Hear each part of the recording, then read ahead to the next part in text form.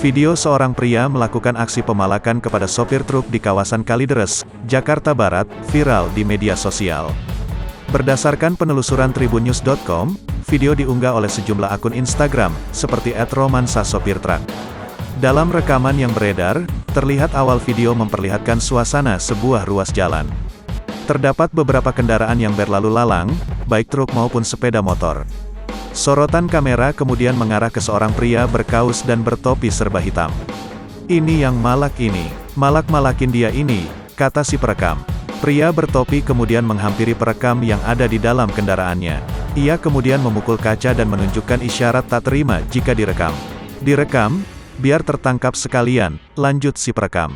Hingga Minggu, tanggal 24 Oktober tahun 2021, video ini sudah ditonton lebih dari 63.000 kali. Kapolsek Kalideres, AKP Hasoloan Situmorang, mengatakan sampai saat ini sopir truk belum membuat laporan ke Polsek. Namun, pihaknya tetap akan melakukan penyelidikan terhadap pelaku. Sampai saat ini belum ada sopir yang buat laporan. Namun, yang bersangkutan tetap kami lidik, ujarnya, Sabtu, tanggal 23 Oktober tahun 2021, dikutip dari tribunjakarta.com. Hasoloan menambahkan, kepolisian Kalideres juga akan meningkatkan patroli untuk mencegah aksi premanisme serupa kembali berulang.